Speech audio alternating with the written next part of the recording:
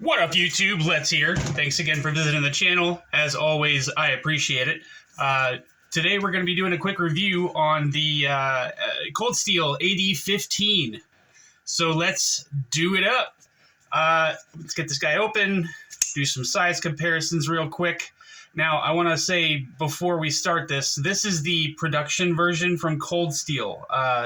Andrew DEMKO does do a custom version of this, but this is not that. So this is going to be a more affordable knife. Obviously, the custom version is going to be far more expensive than this will be, but I'll go over that in just a few minutes here. Let's get started with the Ontario Rat 1, which is just a hair shorter than the AD15, and the Rat 2, which is going to be obviously a lot shorter than the AD15. The DEMKOs, which is Andrew DEMKO started out designing knives. Well, not started out, but for a while he was designing knives for Cold Steel, so that's why this knife is kind of named after him.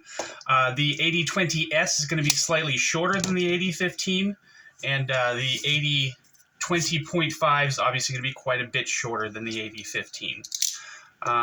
Last but not least, the SPYDERCOs. The SPYDERCO PM2 is going to be just a little bit shorter than the AD15, and the Para 3 is obviously going to be quite a bit shorter than the AD15. Carry profile, let's see here. This guy closed. Okay, so you can see both knives are just a little bit shorter than the AD15 when they're closed. The thickness on this guy, kind of hard to really see. I can get it this way here. So the AD15 is just a little bit thicker than the Para 3. And as far as height is concerned, it's not going to be quite as tall as the Para 3. So hopefully you can see that there. The blade steel in this guy is S35VN. Now they do make a light version, which comes, I believe, in AUS 8. Maybe it's AUS 10, but I'm pretty sure it's AUS 8. And this is a drop point version with a flat ground blade, and it's got a flat that carries out about 80% of the blade length. You've also got a swedge here that starts about a quarter of the way into the blade and carries out to about, I'd say, 85–90% the length of the blade. You have thumb stud deployment on this guy. Excuse me. With you've got phosphor bronze washers with nylon washers as well in the pivot. The pivot screw here is a T10, and the body screw here is a T10. The nice thing about this knife is it's minimal hardware. You've just got 2 screws, and then you've got some female screws on the other side here. So there's only 2 screws that go into this knife. Very easy to take apart, very easy to put back together. You've got a little bit of a spring in the back here which operates this lock. Now the lock is called the Scorpion lock. I believe the AD15 is the only knife that has this particular lock on it, but it was also designed by Andrew DEMKO. It's very, very strong lock. It's a little cumbersome, a little awkward to learn how to use, but if you practice with it for a while and you take your time and you learn how to use it, it's a safe lock to use. When you're first getting used to it, I would say just be careful because if you're not doing it right, you can cut yourself with the knife, and it's very, very sharp right out of the box. You've got G10 scales here with stainless steel liners, and as I said, you've got a backspacer here, which, well, I'm sorry, not a backspacer. The lock itself is the backspacer, and that contains the spring in here to allow you to use the lock. So how you disengage this knife is to kind of grab a hold of the lock here. It's kind of hard to show people on a video how to do this, but you want to get all 4 fingers of your hand onto the back side of the lock here, and then you want to get your thumb onto the front side. And you can kind of keep pressure with these 3 fingers, and then you can push away with your middle finger, and that will allow the blade to drop. It's really not that complicated, but until you get used to it, it can be very awkward to use. Once you're used to it, though, it's really not that big of a deal. So I don't know if he stopped using this lock just because it was a little bit awkward and cumbersome, or if this was the only knife that he had planned to use this lock on. I don't know that for sure, but after this he came up with the shark lock, and that's definitely more um, uh, practical to use, because you don't have to, it doesn't take as much to learn how to use that lock. Now, the reason that I wanted to review this knife is because it's a big, sturdy work knife. It's a little bit of a bruiser. It's not huge, as you can see just by the comparisons and everything, but it's solid as hell. I mean, you could use this thing to cut a car in half if you wanted to, and it would still probably just smile at you and keep on going. It's got an interesting lock on it, which I like this knife a lot. It's kind of like your classic hunting knife profile. It's very comfortable with the lines that they have here. It's kind of an open area for you to keep your hand in. If you need to choke back on it a little bit, you can. And if you need to choke up on it a little bit, you can. You've got this forward finger choil, which is a little bit small for me, but for normal people with normal size hands, this is going to be perfect. And then you've got some pretty aggressive jimping up here on the spine of the blade, which is nice. Keeps you nice and locked in, whether you're choked up or if you're using the standard hammer grip. You can still get your thumb on the jimping there and give you a little bit more control. Another nice thing about this knife, it's kind of like it's kind of like the Hinderer knives. As you get out to the tip here, the blade stock thickness, which I forgot to do, I'll do that here in a second.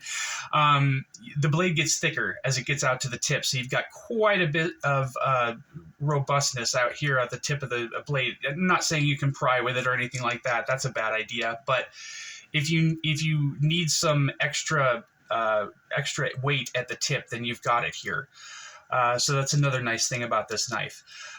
Once you get used to it and you're able to operate that lock properly, disengagement is not that difficult, and the action is pretty good. It pops out with the thumb studs, and then when you can pull that lock open, it just falls right back into the handle. So it's a very good knife, very safe knife, very strong lock once you get used to using it. But I think that, a lot of people, if you need a good work knife that you can beat the hell out of and then clean it up and use it the next day with no problems, this is a great knife to use. The S35VN Steel is a very, very, very good option. S35 is one of my favorite steels of all time. A lot of people kind of frown at it now because it's an older steel and it's been done and over. And now people are moving on to like 3V and 20CV and stuff like that. But this is a fantastic steel. Great edge retention, great corrosion resistance. It's not the toughest steel in the world, but it's a great, great steel. It's easy to sharpen, and this thing takes one hell of a good edge. I mean, I can shave with this. I haven't checked the blade play or anything like that. So there's no blade play left, right, up, or down. So very, very solid lockup on this knife. The only issue that I've ever had with it is the point from where you've got just a hint of blade play and the point where it locks up the knife so it won't disengage is very, very, very small. So you have to be very careful when you're tightening down the pivot.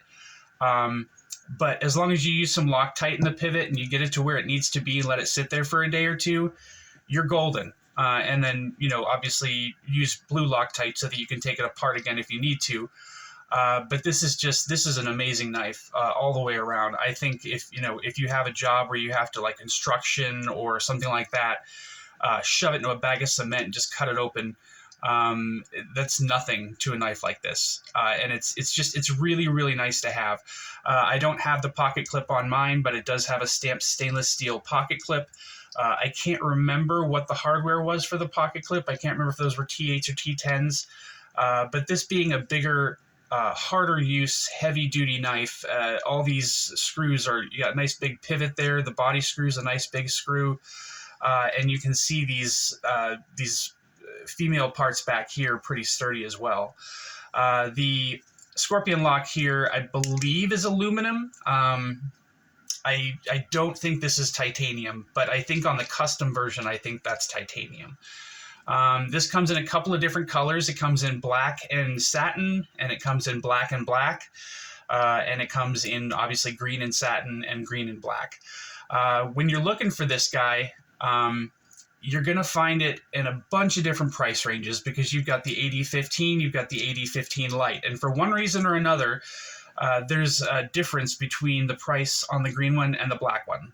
The green one on Amazon is $149. The black one on Amazon with a satin blade is $157. And then there's another site out there, for one reason or another, the black one with the satin handle is, I think, like $165 or something. Or, I'm sorry, it's $207.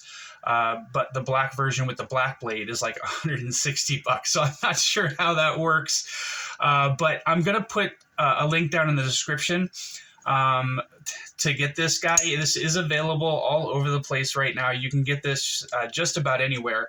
But as I said, the prices are going to vary. So please, I'm only going to put the links in my description of the cheaper ones, the ones that are more affordable. But if you come across one and they're sold out, and you want to get the more expensive one, you know, feel free. It's a great knife. I think it's worth the price no matter what you're going to pay for it. I wouldn't pay more than $185 for this, but you know, like I said, if you really want it and you find it somewhere and it's like $210, then, you know, more power to you. If you got the money, go for it. It's a great knife. It'll never, ever fail you. It'll never, ever do you wrong. I feel like this lock is just as strong as the, excuse me. I feel like this lock is just as strong as the Triad lock. I really do. Especially, you know, when you're holding it and you've got a good grip on this guy. I mean, all you're doing is reinforcing the lock. So this thing is not going to fail, no matter what you're doing to it. The thumb studs do come off, although I don't know why you would take them off, maybe just to clean them, but they do come off. I just wanted to mention that as well. Let me see here. Centering. See, it's I'm pretty sure this guy's centered. It's pretty close. It's a little bit off to the lock side, but not that there's a lock side on this knife, but it is a little bit off. I might just need to tighten the screw down a little bit, but it is solid. It's not, there's no blade play in this whatsoever. But I can't think of anything else to say about this guy. I like it a lot. I think it's a great knife. I think anybody who buys it will be happy with it. If this is your first time using the channel, I appreciate you watching. Please like and subscribe. I'd appreciate that. Go ahead and hit the thumbs up just for the algorithm, so that YouTube knows to push my videos a little bit more. If you enjoyed the video, please like and subscribe and stay up, y'all. Take it easy. Bye.